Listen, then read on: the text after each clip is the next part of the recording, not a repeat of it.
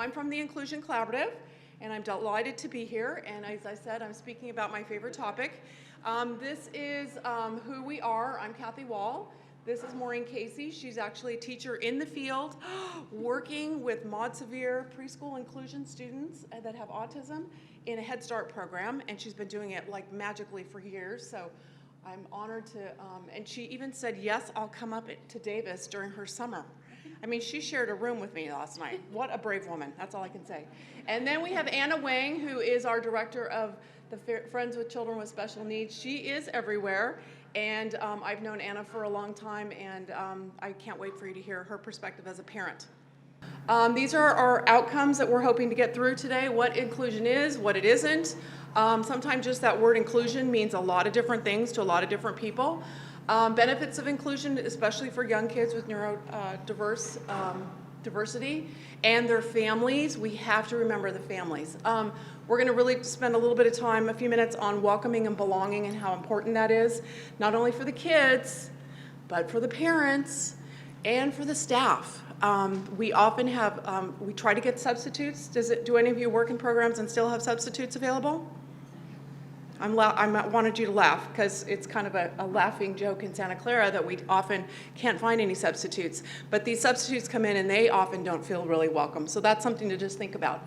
We're going to talk about some strategies to support inclusive practices, the family community perspective, and then we'll give you some resources from the Inclusion Collaborative and from the Friends of Children with Special Needs.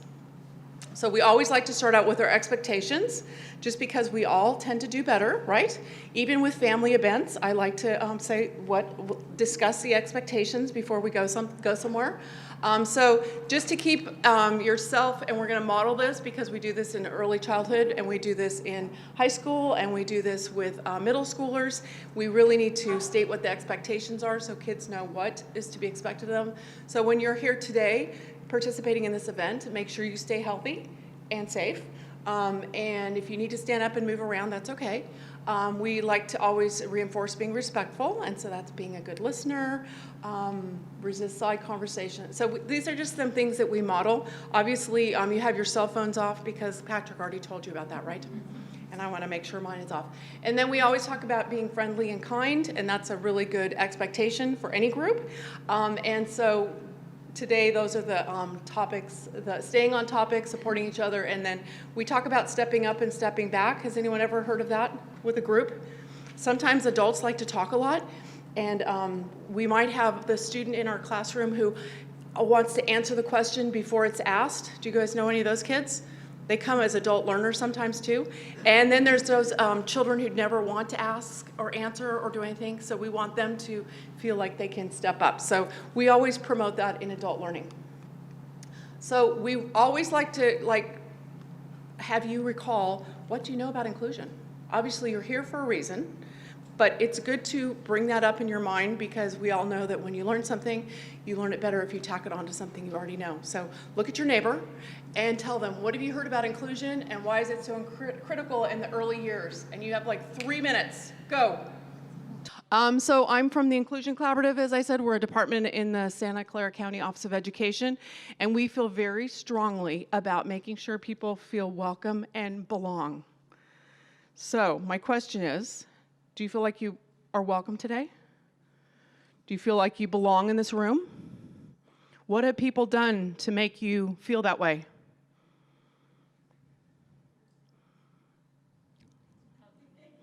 They called your name. You're wearing a name tag. That's always very helpful. And then they call you, and they gave you food and coffee. You shared their energy. We all just came from that keynote opening, which was like, so passionate and kind of revved us up. So I just want you to think about that how important that welcoming and belonging is, because there's a lot of research that shows that when you do feel like you're welcome and that you belong to something or a group, you're actually able to engage your learning brain. And so it's the same for adults, but it's really important for kids. And if you're always being pulled or pushed or pulled in or pulled out or moved around, you do not belong as much. And your brain is always not belonging, and so you're not able to learn as well. So just think about that. It's that belonging piece. There's also, I want to mention, parents who have children that they often don't feel like they belong to a group because their children might have some different behaviors or different challenges, or they're just different. And so they often won't even share that their child has a difference until you figure it out down the road, because they don't feel like they belong and it's safe to talk about it. So it's really critical that families feel like they belong to a classroom and to service. So we always talk about equity and equality. You guys have all seen this a million times. Equal is not fair. Can I just say that in public here? You guys know that? How many of you are raised with a whole bunch of siblings? Me too. So we were like down to the same size pizza. I had brothers, they were faster. I had to grab what I wanted really quick. So the number of jelly beans were counted in Easter baskets. A lot of us were raised that way. And we take it into our adult lives, into classrooms. And it just is not that effective for kids. So we need to really move with equity, where kids get what they need. And early on, if you get what you need less later on. It's not that crazy, is it? And so our goal is then that we remove the barriers and have everyone feel belong by providing accommodations and modifications. So we remove the barriers. A lot of different techniques you can do to do that. And one of them is preschool inclusion, where everyone belongs, they get what they need, they get their needs met. Universal design for learning, embedded instruction. There's a lot of different practices that can be used to support this. So we are the Inclusion Collaborative. I have bookmarks up here if you want it. We have a bookmark that's laminated so you can sneeze and drool on it, because we found that happens. And then on the back, it has all of our different resources, but it has our why, and it really comes down to why are you doing what you're doing. And so the Inclusion Collaborative believes that everyone with all abilities should be able to access all community learning environments, including school. And we do coaching, technical assistance, and a lot of professional development. And this is our website. You can go to inclusioncollaborative.org and sign up to be on our website and receive mailings. I wanted to point out that we don't do newsletters anymore because no one reads them. So we do Facebook, and we have pertinent things that come along in a timely manner. We have a Pinterest board. Anyone heard of Pinterest? It's going to start imploding in September because we are able to put adaptations and modifications on, and the community supports that, and we get like 7,000 pins a month when it's really hopping. And we have a YouTube channel. So I just want to point out, if you're looking for trainings or any support, we have our previous trainings and conferences with like really famous people on there that are recorded. So you can go to the YouTube channel and have like the whole weekend, taken up for you if you'd like to watch our YouTube channel. Just kidding. Okay. This is how you get a hold of us. It's on the back of the bookmark. And this is our Warmline. Has anyone heard of our Warmline? I thought it was great that there's another Warmline. We actually have a private funder who has supported this for 15 years, giving us $100,000 every year to man this. It's free. We have an English-speaking provider, and we have a Spanish-speaking provider. And we're working on Vietnamese because that's a population that needs some support. People can call in. We get calls from all over the world sometimes. We can do ASQ screenings. We have social stories that are available. It's an individual, so we have some frequent callers, but that's a resource for you, and we are welcome to talk to people in Davis. Just telling you. Whenever we go somewhere out of state, we get all these calls from another community. This is our conference that's coming up, October 23rd and 24th. It's statewide. We have 350 people come last year. It is virtually transmitted, and then we have everything recorded on our YouTube channel. So that's why you can go from 2014 on and see all the different presenters. We have an inclusion track, we have an equity track, we have different age ranges. Check it out, but you can also get on and see it virtually if you'd like to. And then a little bit of background. We're not just making this up, right? Someone said LRE in this very room. You guys remember that? You've heard of it? Okay, just want to make sure. And so we like to say, it is the law that we do offer inclusive opportunities for all. And you can see over the years how it's changed in wording from 75 to 1990 and down to the reauthorization in 2004. That there's always something in there about integrated, inclusion, educated side by side that has been in the law. Again, a law can be interpreted, right? Yep. And so this just talks about what IDEA reauthorization states, that disability is a natural state in human experience. I mean, this is actually legal law, so I always like to pull that out. So it's on your PowerPoint if you need to also use that. And then there's that least restrictive environment. Again, it can be interpreted in different ways. And it's amazing, in Santa Clara County, we have 31 school districts in our county. And sometimes, you know, there's different sites and different admins come and go, and it can be interpreted in different ways. But this is what the law says, that the children must be educated with their non-disabled peers. And so we all know what IDEA is, yes.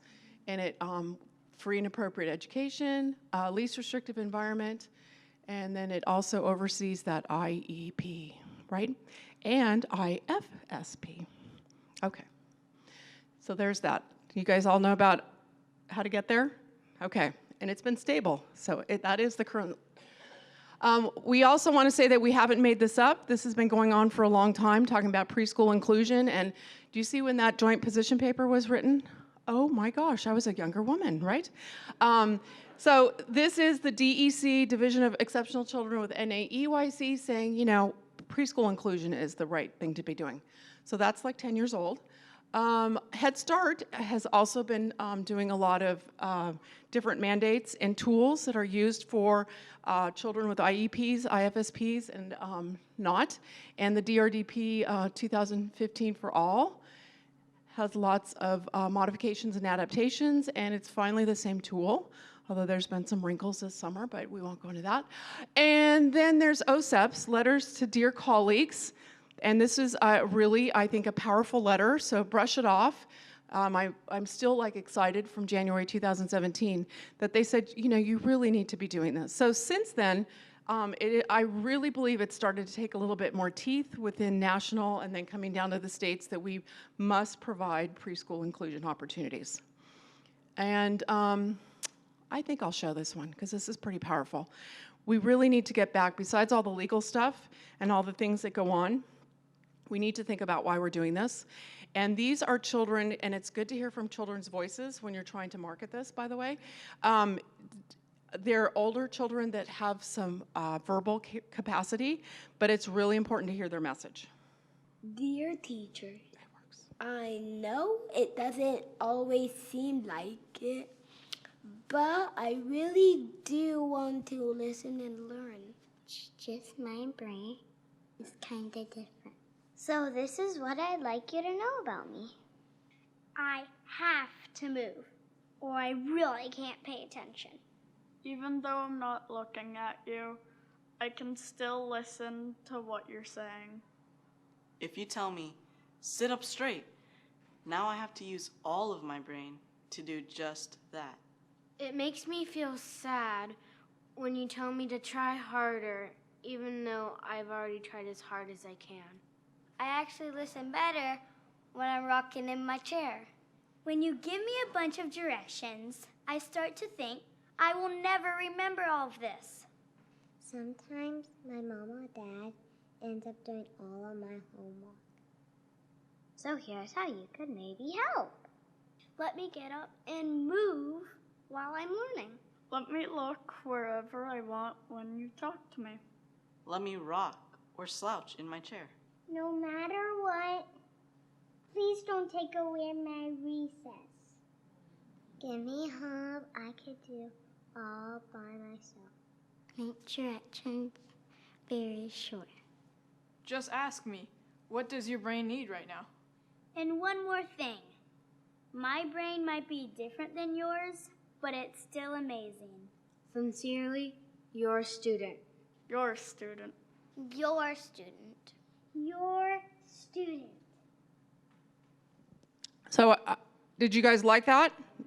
It's a really good way to kick off a preschool inclusion training. You get people hooked in.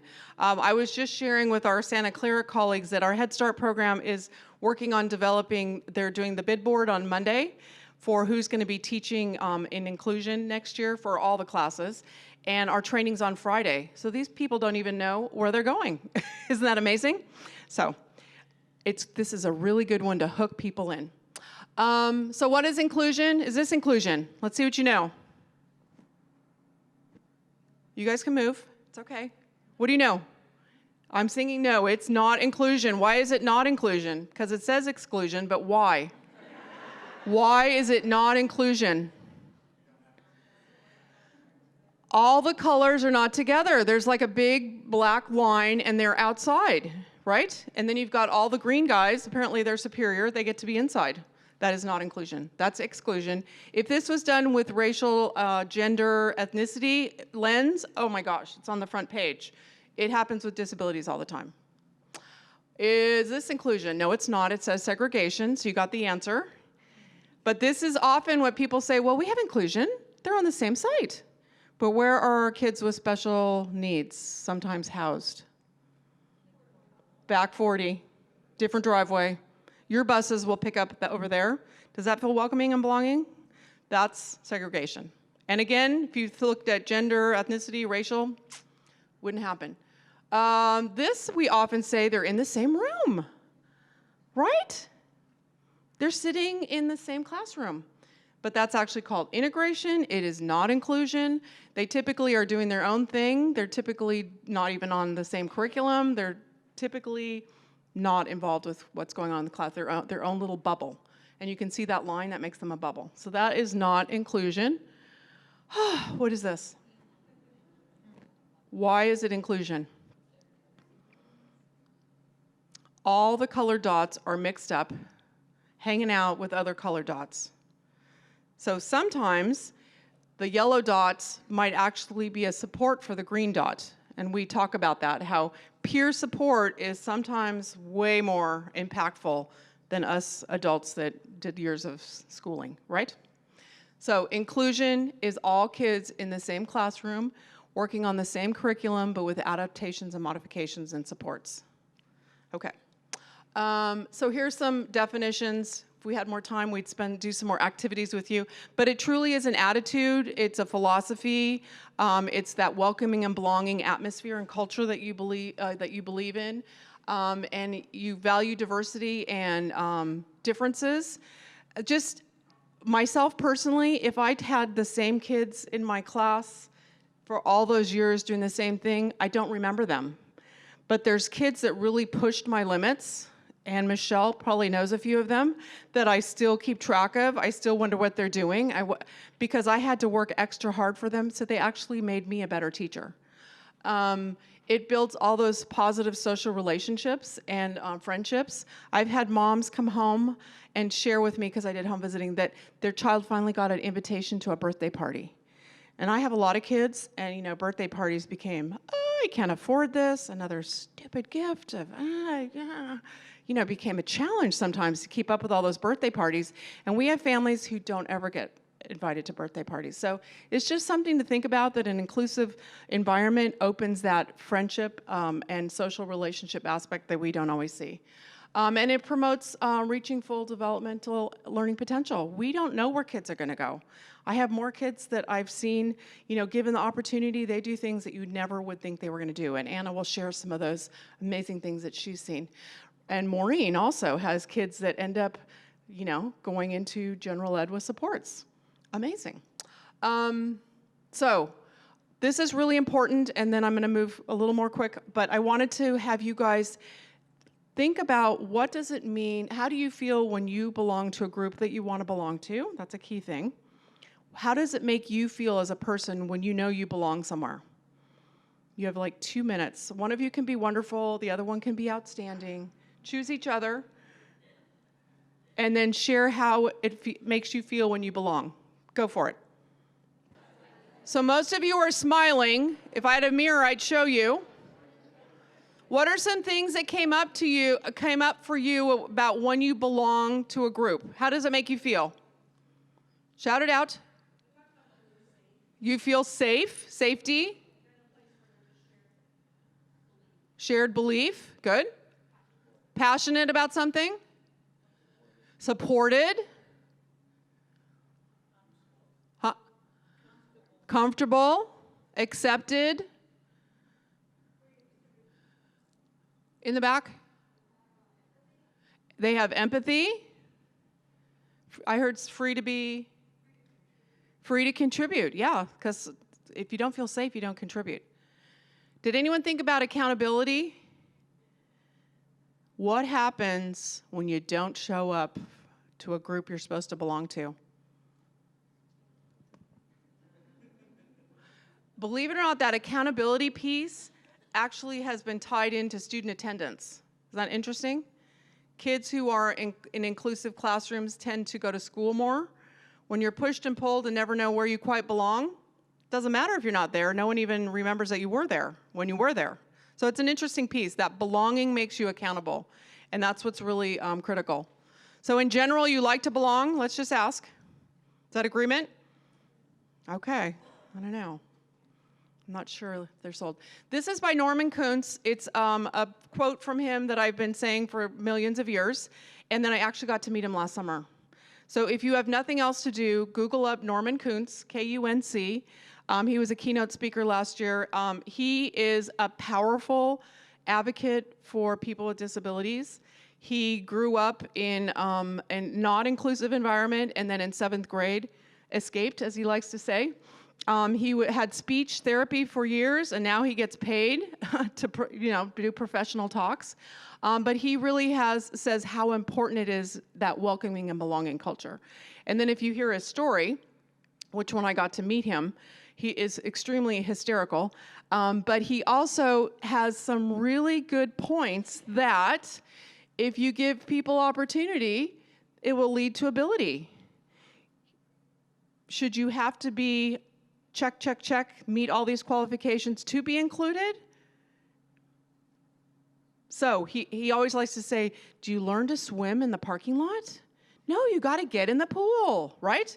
So there's a lot of entertaining, just listen to him. His story is fabulous.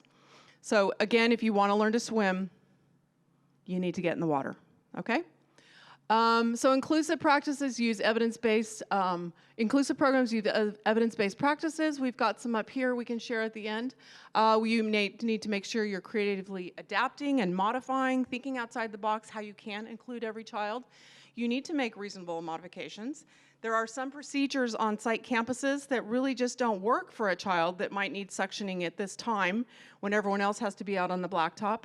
So you need to be open to be able to make modifications. Embedding children's developmental goals into everything they do is extremely important. And we work with the University of Florida and have done the embedded instruction pilot project. Now we're going in our 5th year. Maureen is one of our queen celebratory teachers. And when you embed everything you need to do during the day, it's amazing. Kids learn. It's amazing. And then you always have to have that welcoming and belonging. That's an overarching. And so there's tons of benefits. What are some of the benefits? I've got a whole list of them. Tell me what benefits you know. Children, when they're included, what are some of the benefits? They go to birthday parties. They mentally are more healthy because they feel welcome and they have friendships. School is definitely, they actually do better in school. It's amazing. Because I could read all these off for you, but I wanted to see what you knew. Yes, ma'am. They're with their neighborhood peers and grow up with their neighborhood friends. Right. And their siblings. I can't tell you how many twins I know that for different placements, they have to go to different sites. Is that crazy? That's crazy. It's crazy, especially in Santa Clara County. Building a positive self-concept, they learn appropriate social skills. I remember this child who was finally went into a kindergarten inclusive classroom. He had never been in an inclusive environment, and when he came into the classroom the first day, this is what he did. He stood like this, waiting for his adult to take off his backpack. That lasted about a week, because no one else did that, and he figured it out. So we often accommodate and support kids more than they need, so it's just something to think about. And there's lots and lots of statistics. This was from 1994. How old? I mean, some of you weren't even born then, right? Students with special needs, this is a big meta-analysis of 1,000 students, 10,000 students with IEPs, that students with special needs do better academically and socially in inclusive classrooms. And then these are some of the benefits for students without disabilities. What are those? Tell me what you know. They get to learn about differences. They develop empathy that they may never have learned. They also can develop friendships with different types of kiddos that they may never have been exposed to. A lot of them are able to identify what the strengths are and abilities, and they explore different ways of becoming a friend. And it's just the way it is that this child has a wheelchair versus an adult who's never met an adult in a wheelchair has a harder time, and kids just take it for granted. And you do see this much more ability to express compassion and caring, and you would not believe the student leaders that come out of this that then transfers to them. This was Jose Blackerby. He's actually with CAST and lives in Oakland, but they did a study on 7,000 students with IEPs, and they found that in general, those students who spend more time in general ed performed higher, they had better test scores, but there's the big one. They were less frequently absent, and that goes to that belonging piece. So the research says there's no reason. However, I liked what Patrick said, that sometimes people with neurodiversity might have different choices, so we need to think about that. And it's important to get everyone's input. But the bottom line is that there is no evidence found in the literature that says that we have severe disabilities are poor candidates for inclusive programs. It has to be done with support. Otherwise, it's called dump and hope, and we don't like dump and hope. And then what does it do for adults? All kinds of things. It makes us much better people. So I'm going to move forward on that. And communities, we'd have much better drivers maybe, right? Just telling you. So all means all. Have you guys heard that slogan before? Or it could be each and every deserves everything. So I'm going to introduce Maureen. Did you want to introduce who she is, or do you feel like... Maureen Casey was brave enough to come up and do this with me. She is a delight to work for. She's got a model inclusion preschool classroom that she's been running for years at Franklin McKinley School District with the Santa Clara County Head Start program, and her students are all identified mod severe autism. All right, thank you everybody. So what does my classroom look like? When I first got into inclusion, everyone was kind of scared. What does it look like? How do you possibly include children with disabilities in a busy classroom of 17 to 23, 4, and 5-year-olds? So my classroom looks like this. I'm one special ed teacher, me, and then I have two special education paraeducators who are trained in the different disabilities we might have in our classroom, as well as how to support them. And then we co-teach with two Head Start classrooms. So I have a total of 8 to 10 children, and they are divided within two classrooms, so it doesn't make it like there's too many in the classroom. And then my paraeducators are divided. So then I go back and forth all day long, working with the teachers, working with all the students in the classroom. We've definitely worked really hard at accepting everyone in the classroom, so I'm not just the special ed teacher, I'm also the teacher to every child in there as well, and vice versa with the gen ed teachers. So just a little background on autism spectrum disorder in case that's something you're not familiar with. It's super crucial in any team that's working with kids with disabilities to understand what their disabilities are and what supports they might need, and just to create tolerance and understanding, and then that compassion comes. So these signs may not be present. As you know, autism is a spectrum, so I've never had a child who's the same as another child. Everybody comes with their unique qualities and gifts, so it takes, as an educator, you need to take that time to get to know your students, what do they give to the world, and help them build on those skills. So all children with autism may be affected within these 4 categories. So communication's definitely affected. Social interaction comes along with that as well.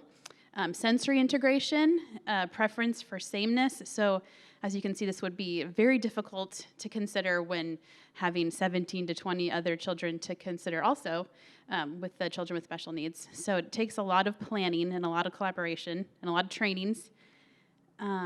So with communication, this means difficulty with verbal and nonverbal communication. I'll go later into how we support children with these needs. Difficulty with social communication, so just relating to others in the classroom, building friendships, understanding people's feelings, understanding their own feelings, saying words they might not understand or being able to understand what people are saying to them.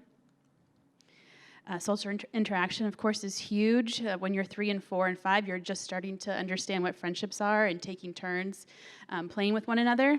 So unfortunately, a lot of children with autism are a little bit behind in this area. So they might not be able to do it on their own, so we need to help them with that. So forming relationships in general are hard. Showing disinterest in other children sometimes may happen, which makes it hard for other children to gauge that they might want to play with them.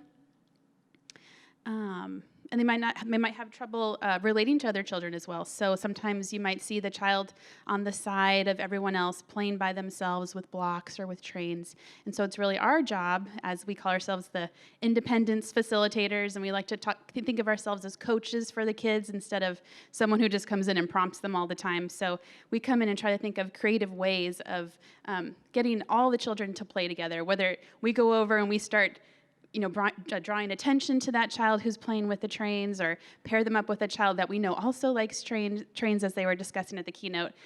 Finding out children's interest is really, I think, at the top. And I'll discuss more about that later. For sensory integration, this is also can be challenging in a busy classroom. So we need to be aware of a lot of children's sensory needs, whether it's organizing with their sights, their sounds, their touch, their taste, the smells, and movement. Some are sensitive to the smell of the classroom. Make sure we don't have any kind of, things you plug into the wall that make the room smell good. Difficulty understanding one's own body from the environment, so making sure that the classroom is clear from obstacles, that they can move freely around the classroom. They're not going to be bumping into things and tripping onto things. Making sure that there's space for them to move if they're a child who needs to kind of spin or move their arms freely. And also vision, making sure that they're placed in a classroom at circle time or with their peers where they can see what it is that they need to see, or not too close, not too far. And preference for sameness. This is also one that we really pay close attention to, and we make sure we have schedules and make sure we have routines that we go throughout the day. A lot of our children, whether they have disabilities or not, learn through routines. So coming to school and we do the same thing every day. If we change something up, we make sure we give the kids some warning first. We don't just go, oh, we're not going to go to recess today. We make sure that we tell them at the beginning that it's a rainy day, we can't go outside, so we're going to have to do something different. So we need to warn them and let them know what's happening. And we see that all children are very successful when we have routines in place. With self-regulation, I think this is one of the areas that a lot of people are afraid of. You hear it a lot when they think of an inclusion classroom, like, oh man, this kid's going to come in and he's not going to be able to control himself. So that's not the kid we need to worry about. It's really ourselves and our environment and how we create the classroom for them. It's looking at what they can do, and we work for them and help them out. So we need to start by teaching those rules, incorporate book reading and discussion that it's appropriate to their age level, provide feedback to them, so let them know when they're doing what they're supposed to be doing and tell them what it is. So instead of just saying, good job, we say, wow, you're sitting down, you're ready to listen. So let them know exactly what it is that they're doing correctly. And provide calm down kits, and Kathy will show us one later. You wouldn't mind holding it up? Yeah, there we go. Yeah.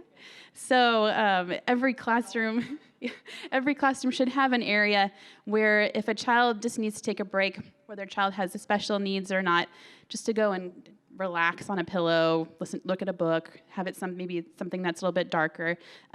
We work in an area with a lot of stress and trauma. A lot of kids come from broken homes or from gang violence. Or from substance abuse. They're moved around. Some are even in foster care or in homeless situations. So home is a really chaotic place. So they need an area in the classroom where they can just kind of decompress and relax. So you're not only benefiting the kids with special needs, but every child in the classroom with calm down areas and kits. Okay, so implications for a learning environment for a child with autism. So the child may respond better to visual directions and schedules. This is something that you need to always have on the top of your brain. If you're going to be telling the children to do something, teaching them about something, you need to make sure you have a visual representation of that in some shape or form. Having difficulty adapting to changes in routine. Again, this is something where we give warnings, not understand spatial boundaries. Sometimes, like Kathy was just joking, just having a box to make sure you know where to stand when you're talking to somebody can be helpful. Letting them, giving them a placemat at snack time so they know that that's where they need to keep their food. Sometimes children need that and they might not have a way to express that to them, so it's up to you to kind of be a detective to figure out what kind of supports that they need. And also lights and sounds may be too much for them, so something to consider would be to draw the shades, or sometimes, I don't know if you've seen those blue things you can put over your lights in your classroom to make it a different color. Sometimes the lights can be kind of harsh in a classroom. So thinking about all those things, as well as music. Sometimes the music too loud can be too much. The clapping is something I just kind of, when they did the thing like this, I was like, oh, we never do that in the classroom. Maybe I should consider that when I go to start in 2 weeks. And also always allowing children to have a break, and especially for our nonverbal kids, giving them a way to communicate that they need a break. So sometimes that might be with a signal or with a card that they have that you've given them and you've taught them how to take a break. So there's a lot of things that need to be in place in order for everyone to be successful in the classroom. And here's an example. We'll show, is this the one that's a full one, or just a minute? Okay. Now it's Alexander's turn. Yeah, can you? Yeah. Thank you for waiting, Alexander. Achilles is right here. That's okay. Achilles' turn. Achilles' turn. Come on, Achilles. What's coming out? Can you guess? You need to wait to see. There you go. Yeah, Aliana's waiting. Why so much? Hey, that's okay. That's okay. Wow. Yeah, come on, Ken. Ken, your turn. Okay. Give it to Ken. Thank you for waiting, Alexander. Now Alexander's back to waiting, right? Okay. All right, so what kind of supports did you see that was happening, and what kind of positive, maybe relationship or school readiness skills did you see in this nice example? Yes.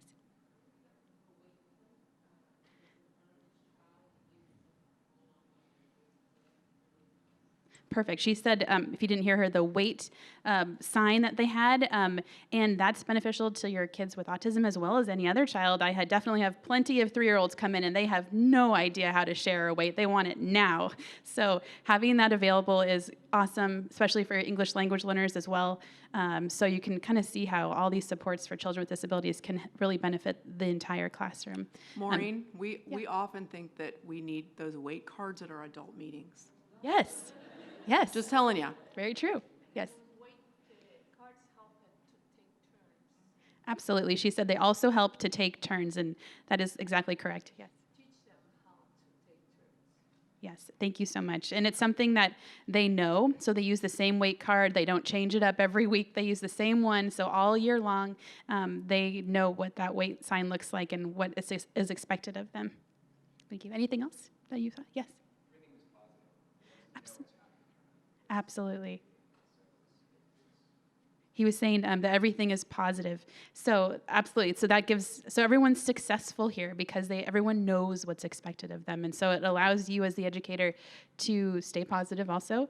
And that's something that we're really training in our Franklin McKinley School District in our early learning program is to stay positive. We try to stay away from a lot of no's and don't do that and stop that. And instead we try to redirect them and let them know what is expected of them. Because if we just say no, they're not going to learn anything and be able to move forward and grow. Okay, sensory processing disorder. So processing refers to how the brain interprets and uses information from the senses. Definitely a lot of children with sensory processing disorders. And this is also an area where you need to create that good relationship with your families to understand what's going on. A lot of times families maybe don't feel comfortable sharing all the information with you, so it's great to talk with them. So these are all the different areas that one can be affected. Some things you would never even think of. Somebody shared with me once that when they had something that was very soft in their mouth, it felt like sand in their mouth. So the way we interpret things is not necessarily how somebody else might interpret something. And also, movement's a huge one. A lot of children need that time to swing on something, to push something, to pull something. It's a great way to get the body ready to learn. So if you just have one academic task after another with no time to move, I don't think you're going to have a lot of success. So especially in these early grades and all the way up, until they're preteens, they need that time to move to get their brain organized and all those outputs, going. So and inputs. So take those into consideration. It's important. It's research based as well. So think about those as well. Okay, and we have a delightful sensory experience for you. So if you're oversensitive to sounds and things like that, just a warning that can be a little overwhelming, but just to give you an idea how it might be for a child who has a sensory processing disorder.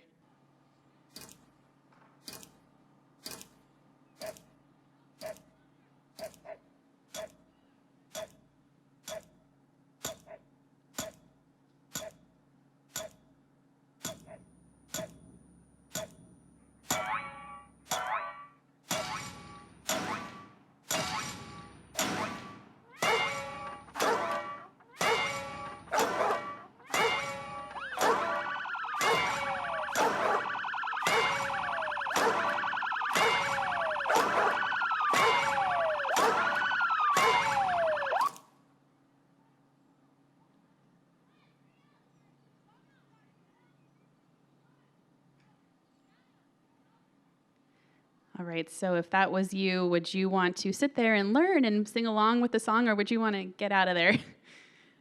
Yeah, so that's something to consider with your students. That might be what they're experiencing in your classroom, so making sure that you have some way of monitoring what's going on. Okay, and so having an organized environment is very important, keeping materials at eye level so they can see them. A lot of times we put all of this stuff around the top of the room, but can the kids even see it? So we need to make sure that it's for the kids. Our classrooms are for the children, not for us, but it's for them. And utilize sensory enhancements, speaking slowly, using gestures, music and movement, and number one, have fun. We have a very play-based program, so we do a lot of teaching through play. So we're on the ground with them, we're playing, and we know what their goals are, and we use the embedded instruction to help teach them and to track their goals when we're down there on the ground with them. We don't say, okay, it's time to work on your goals, let's go over to the table and let's do this activity. We're doing what they want to do. We want to make sure that we are not disrupting their engagement and their exploration in the classroom. And this all takes a really long time. From going from a self-contained special ed classroom to an inclusion classroom was a huge transition for me, and it just totally had to flip my mind of how I was going to approach things. So it's not something that you can just kind of open the door on day one and be ready to do. It takes a lot of time and a lot of training and a lot of just understanding and trial and error as well. So just quickly going through this. Might need something else to help them attend to a task. Might need less stimulation. So thinking of that, maybe they need a fidget in their hand, maybe they need something to sit on and wiggle on, having a calm down area, having earphones, gloves, or clearly marked areas, really getting to know what the children need in the classroom. And again, it might not be discovered yet what they need, so that's up to you to kind of really discover what that is. Other adaptations, visual supports. We have visuals everywhere, from how to ask a kid how to play to how do we play with toys in the classroom, what are expectations for sitting down, lining up, and we try to use as many pictures of the kids as possible, so they see pictures of themselves lining up and eating and everything, so they understand that this is what they're expected to do. Just some visual supports examples. So the middle one is a schedule. A lot of children need schedules to figure out and remember what happens next. Also for tasks, how to wash hands, we have that as well. So the kids come in and they can see, first I need to do this, then I do that, then I do that. First and then, that's a big one. First you can, first need to write your name and then you can color. It can be for anything really. More visual schedule and social stories. Social stories are wonderful. It helps the child get through something that normally brings them anxiety, and it brings them calmness. Sometimes might be like maybe busing is really stressful for them, so going through what going on a bus means and how you might feel and what they can do instead, and that everyone's there to support them.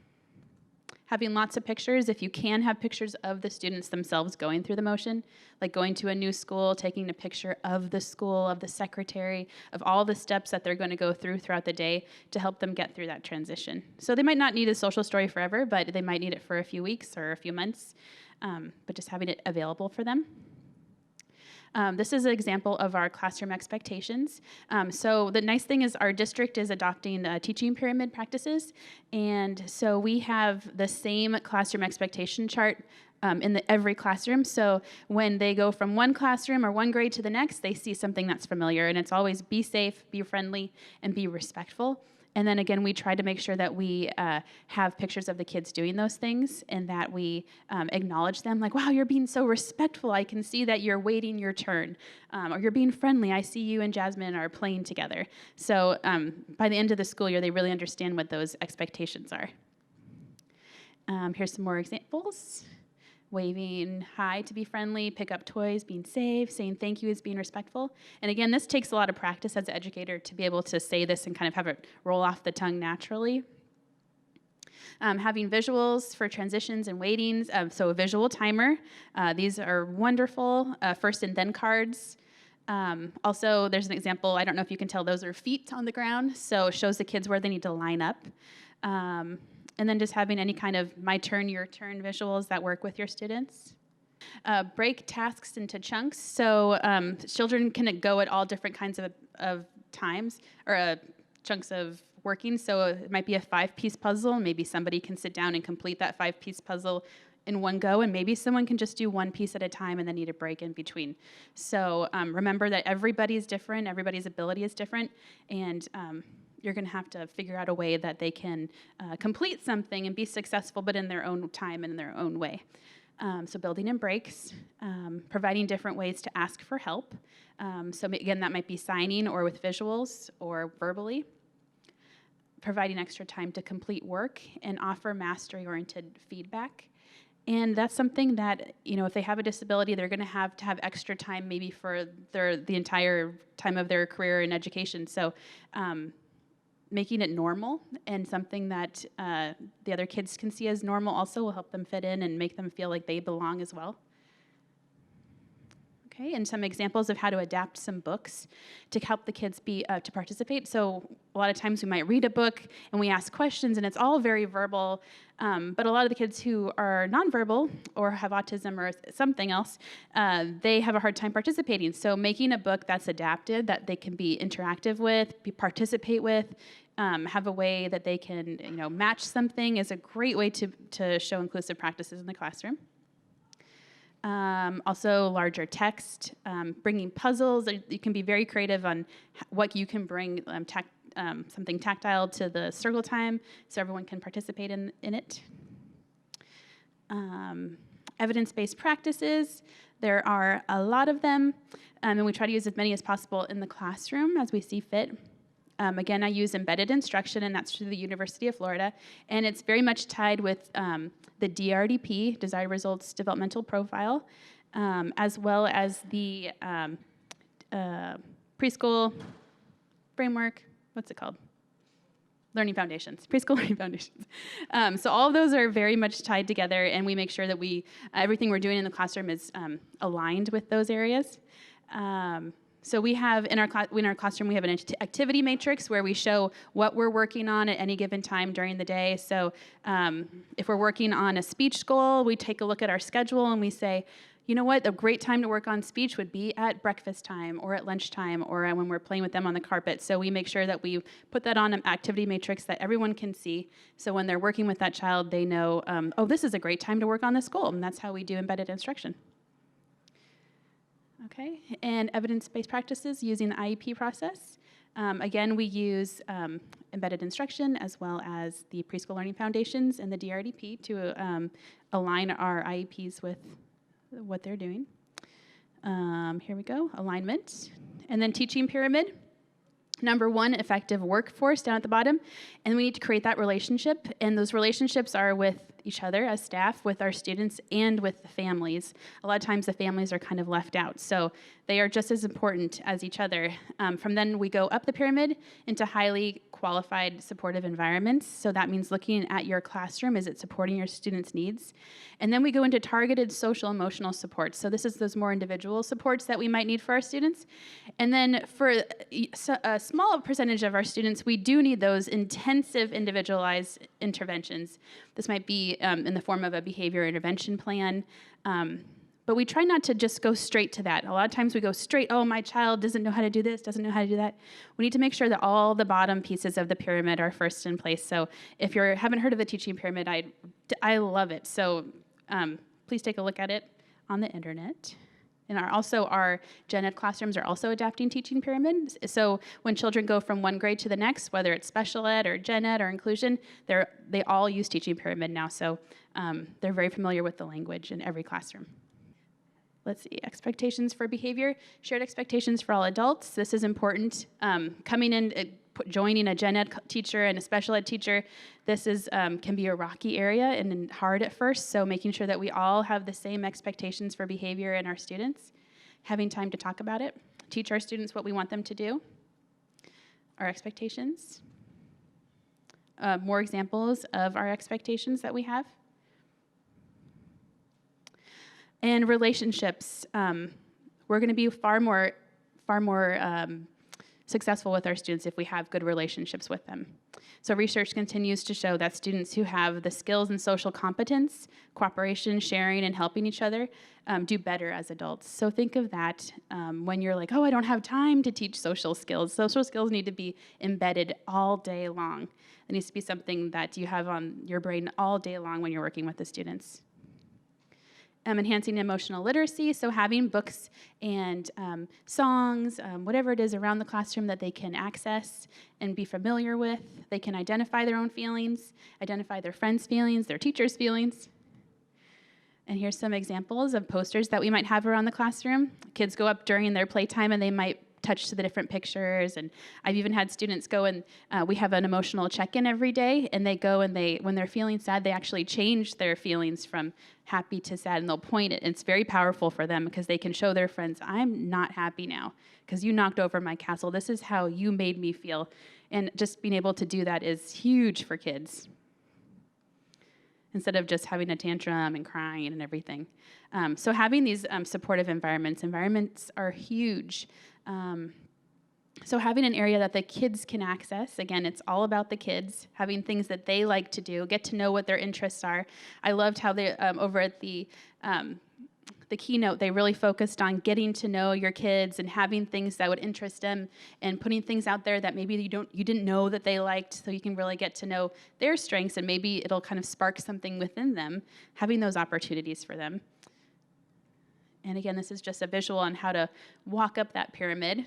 So as a teacher, you can reflect, how have I built nurturing and responsive relationships with students and coworkers? Is the environment high quality and supports to all students? Not just the kids with special needs either, just to ELL, to kids with typically developing brains as well.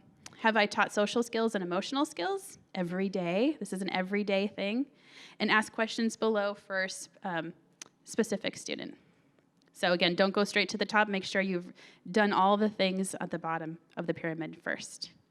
And then we're going to transition to families soon, but working with families should also be something that's very important to you in your classroom because, again, they are the ones who are with the kids all day long, and they are the ones who usually have the hardest part because homes are not as routine-based as our classrooms are. So a lot of behaviors can come out when they go home. You always hear parents say, he doesn't do this. He does this all day to me. He doesn't do it to you at school. Why not?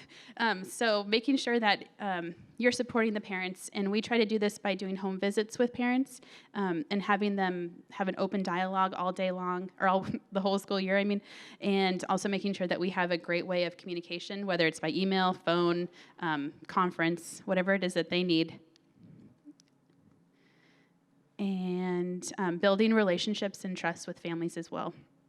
Especially in preschool, a lot of parents have just received the diagnosis of autism, so it's fresh and it's new. I had one parent tell me that once the kid's out of early start, they feel like they're on their own, and you're really it. So you might get the shoulder to cry on. You might get that you're the one to have all their anger come out at you. So try not to take it personally and understand that a lot of families are going through a lot, especially when the kids are 3, 4, and 5. I'm so happy to be here to be able to share my journey. So I am a parent of an individual with special needs. Now he is 29 years old. I have 3 children, all precious. And my son, who has autism, is my middle child. I'm also, after 3 years, going on my own, trying to raise a child with special needs, which I have no experience. We grouped together with 9 other families and founded the nonprofit Friends of Children with Special Needs. So we started out as a group of parents, but because there are so many things to learn, so I went back to school and learned how to help my own son and help other children with special needs. So most of the projects and programs that we designed at Friends of Children with Special Needs are now designed by parents.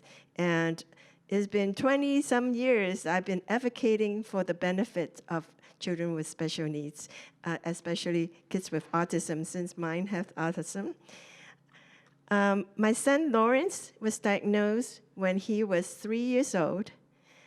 And I think you can tell which one is Lawrence, the one staring at the fingers. And I would say he was included all his life. And a lot of mainstreaming and also with support.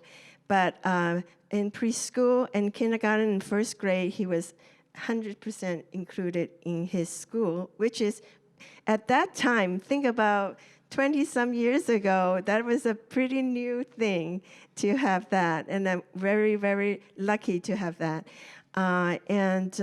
So also, because we experienced inclusion and how it helped Lawrence to adapt, learn, have the sense of belonging, then how he become who he become now is actually so much easier when that was done. So knowing that, when we started Friends of Children with Special Needs, we were the first program in Alameda County and Santa Clara County to be awarded first 5 funding to start integrated playgroup, which we have 5, 6 kids with no special needs, along with 2 or 3 kids with special needs, and once we start 8 groups of those. So and it's been carrying on and doing that. Lawrence, so you can see that he's been mainstream all his life, and at FCSN, all the programs that we do after school to supplement the kids' learning to be included in the community starts at 3 p.m. So, and throughout the weekend. So what is Lawrence doing now that he's 27? He is a professional musician performing 4 to 10 times in the community a month. He had performed internationally in Beijing, Shanghai, Hong Kong, Washington, D.C., and this month, next week, he's performing 2 concerts in Toronto. Very happy that he has discovered what he's good at Friends of Children with Special Needs different programs. And he is also working part-time in a CPA firm, an insurance company, and a retail department store. So I think that's pretty good for when he was first diagnosed as a nonverbal child at age 3. Now, well, of course, we didn't even know that he knows how to sing until 10 years ago. So at age 19, he was discovered in our program as a musical savant. After 2 months of music lesson, he was able to be soloist performing in concerts. So I also want to point out that a lot of our kids, just like our panel speaker, keynote panel speaker, they are good at something. We just have to give them an opportunity to find out what they can do. I want to spend a little bit more time on this slide is because, our kids are small now, but at the wink of an eye, they become adults. Faster than we anticipate. And a lot of things that I will give a little clue to how to get my kid to be doing so much at his age now is that early on, you need to teach him when he does something right, it has to be rewarded, not only by praise, actual reward. So after a little bit of a token economy teaching, we started giving him money at a very young age. Let me ask this, who love going to work? Absolutely love waking up every morning and going to work.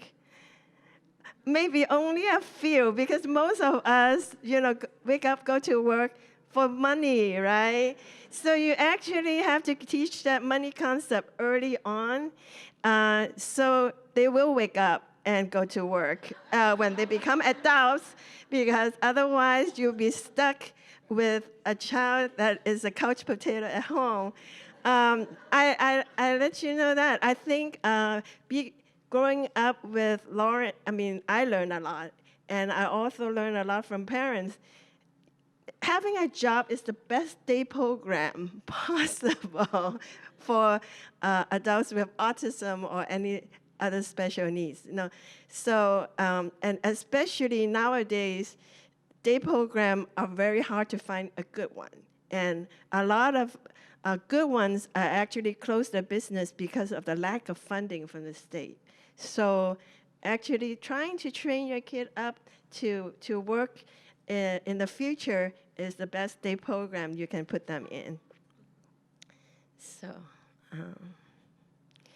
So we started Friends of Children with Special Needs when Lawrence was 6 years old, and our mission is to help children with special needs and their families find love, hope, respect, and support through integrated community involvement. And that's also carrying out that inclusion idea that in order for the kid to do well, the whole family has to do well, and they cannot hide themselves in a closet. They have to go out in the community and be part of the community.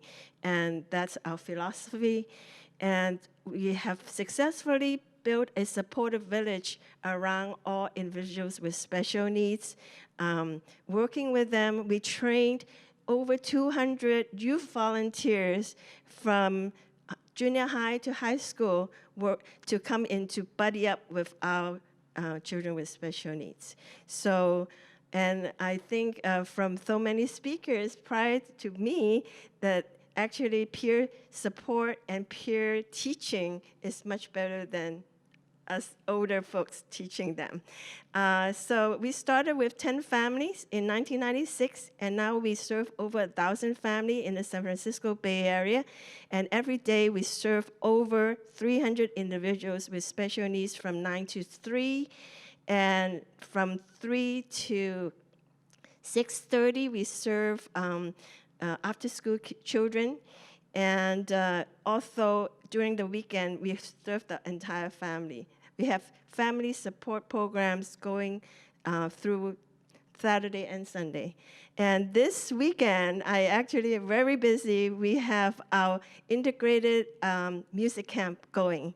And we, of course, knowing that my son didn't discover his talent until he was age 19, I know there are so many Savant musicians out there dying to be discovered. So that we took very seriously. We actually have a concert. We intensify our music camp. It's only a 3-day camp, but they are going to turn out to be amazing after 3 days. So a lot of times also is because we put lower expectation on our kids, then they become more lax with their developing their own talent.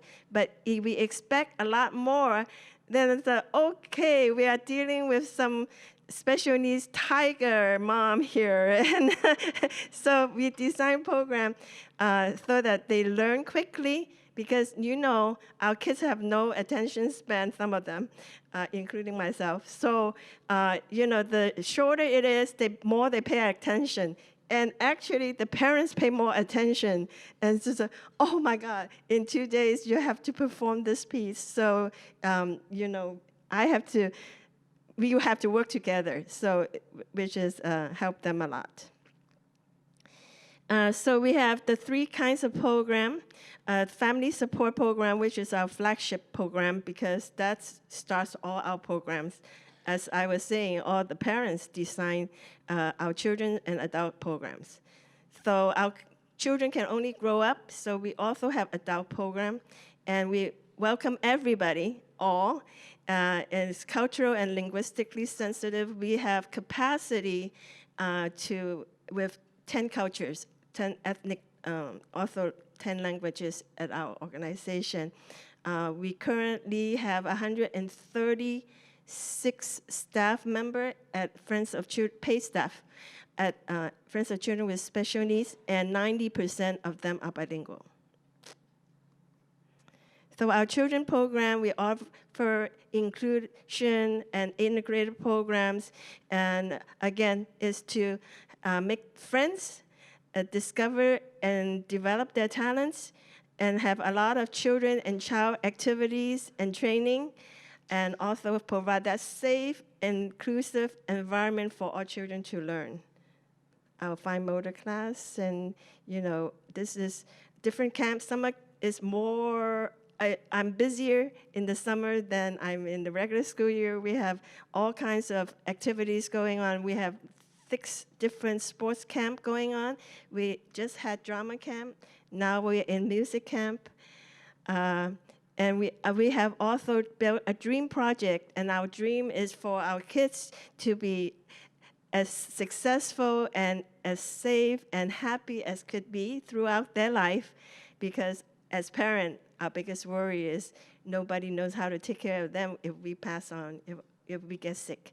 So having that village give us peace of mind. We have a center, we have comprehensive program that we partner with different community organizations, YMCA, local churches, park and recreation service, of course the school district.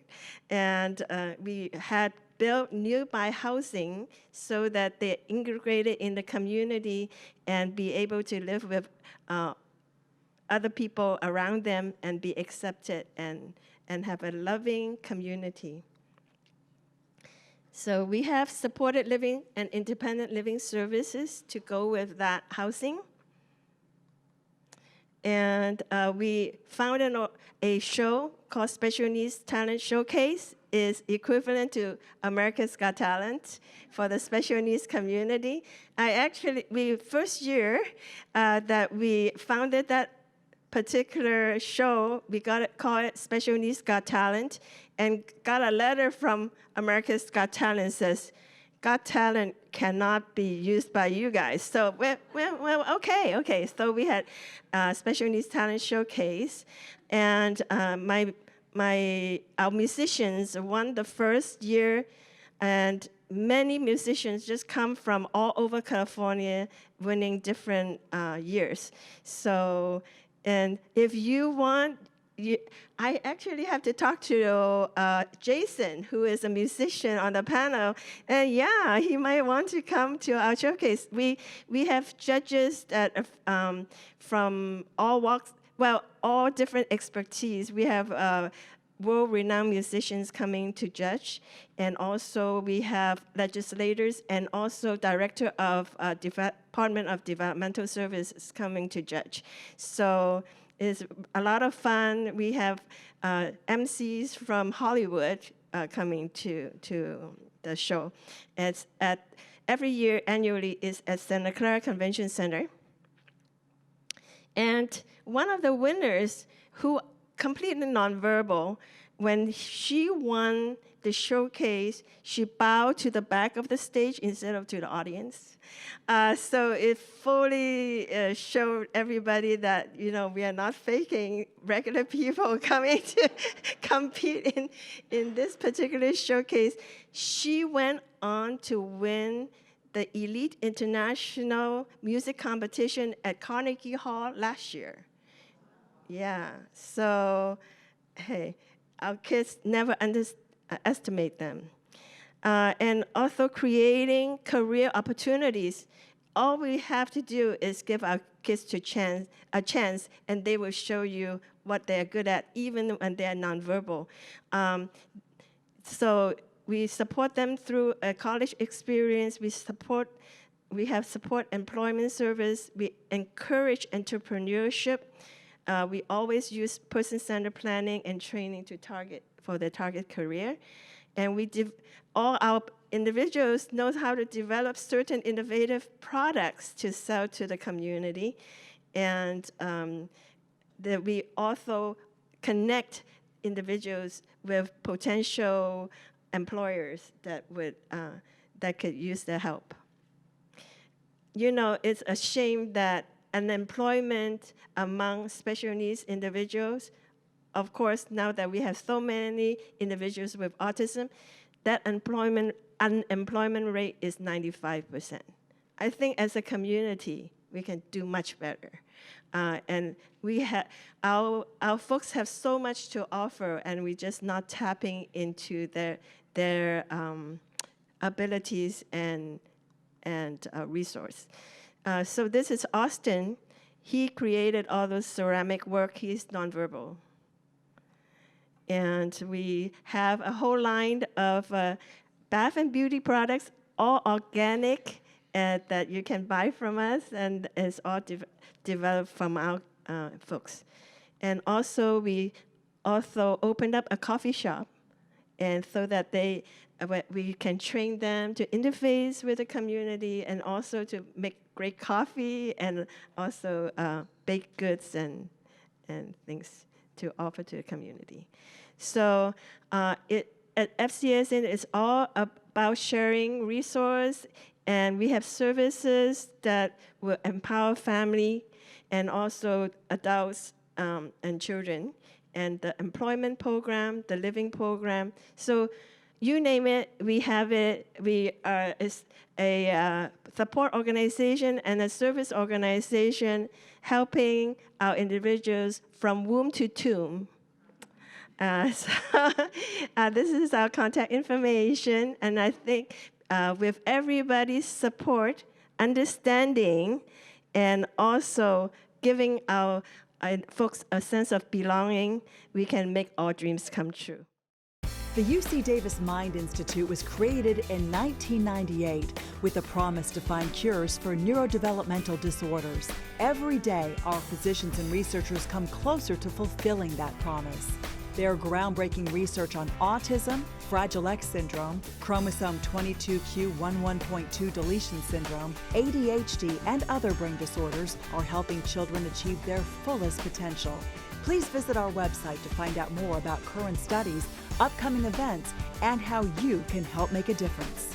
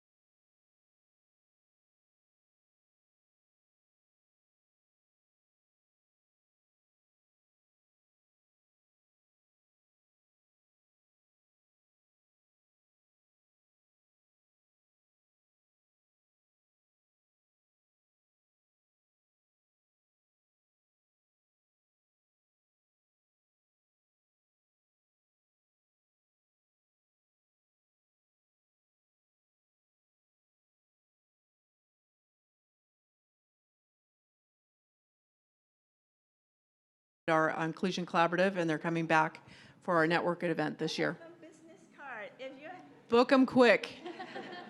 Yeah, they do perform 4 to 10 times in the community for pay. And so, you know, this is the card.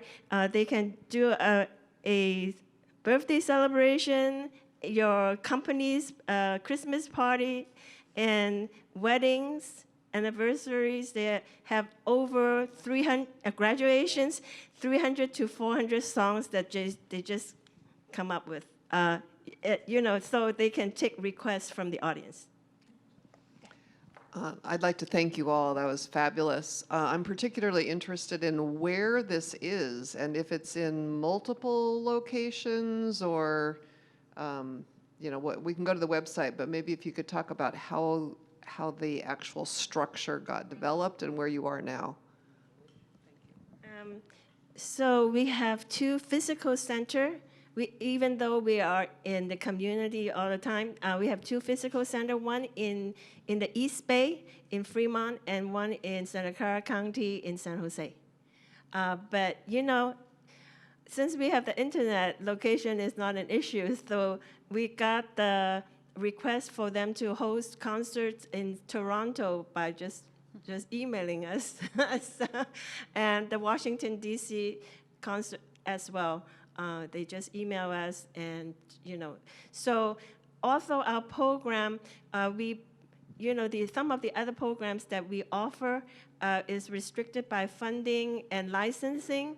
So we are always happy to go and share with you how we got started, and you know, talk to you on the phone or Skype you, or you know, just to share our information, how to start your own group on things like that. We probably have time for one more question. 1 or 2. This question's for Maureen. I'm curious what like just a typical daily schedule looks like for the classroom that your kiddos are in. And then 2, do your students have opportunities for more traditional like DTT as well? Or is that not part of that daily schedule?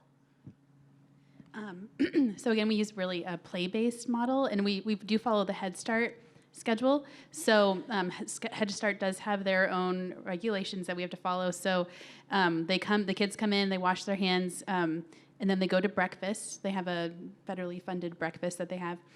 So we go through breakfast time, and then we have a circle time together, all of us on the carpet, and then they have an hour or 45 minutes of exploration time where we have activities at the table. We have lots of things set up on the carpet, and we kind of disperse ourselves throughout the classroom. And then we have a circle time with a story, and then we go outside for an hour. And when we come back in from outside, and we definitely utilize outside since they're only there for a few hours. Outside's a huge time too. It's kind of, we can target a lot of goals outside as well. They come in and we have lunchtime, and then they go home. So it's a quick day and a lot of time for them. So it's fun. One more question. I've always been a little confused by the terms inclusion and mainstreaming. Do they mean the same, or are they, what's your guys' thoughts on it? Ladies, sorry. Mainstreaming is more of an outdated terminology, and inclusive education is the most.